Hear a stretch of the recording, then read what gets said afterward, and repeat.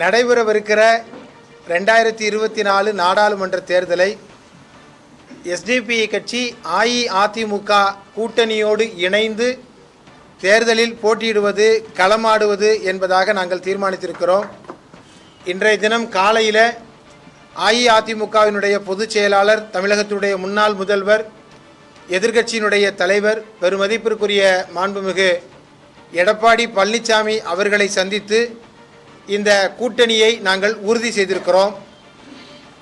AIADMK SDP கட்சியினுடைய இந்த கூட்டணியில் SDP கட்சிக்கு திண்டுக்கல் பாராளுமன்ற தொகுதி ஒதுக்கப்பட்டிருக்கிறது. இந்த திண்டுக்கல் பாராளுமன்ற தொகுதியில் SDP கட்சியின் சார்பில் போட்டியிடுகிற வேட்பாளர் யார் என்பதை தீர்மானிப்பதற்கான கட்சியினுடைய மாநில செக்ரட்டரியேட் கூட்டத்தை நாங்கள் இப்பொழுது நடத்தியிருக்கிறோம்.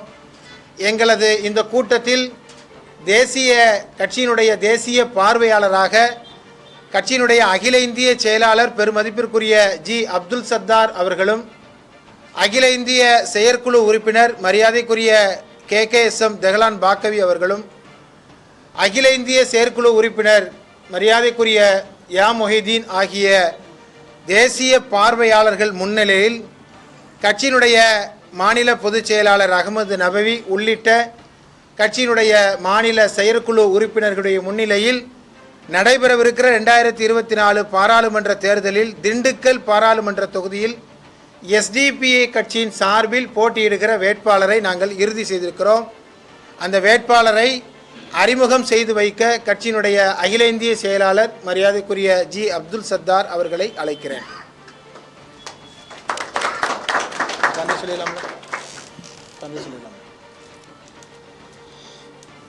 இங்கு வருகை தந்திருக்கக்கூடிய அனைத்து ஊடக நண்பர்களுக்கும் எங்களுடைய மனமார்ந்த நன்றியும் வாழ்த்துக்களையும் தெரிவித்து, நடக்கவிருக்கின்ற நாடாளுமன்ற தேர்தலில் அனைத்து இந்திய அண்ணா திராவிட முன்னேற்ற கழகத்துடன் கூட்டணி அமைத்து வருகின்ற நாடாளுமன்ற தேர்தலில்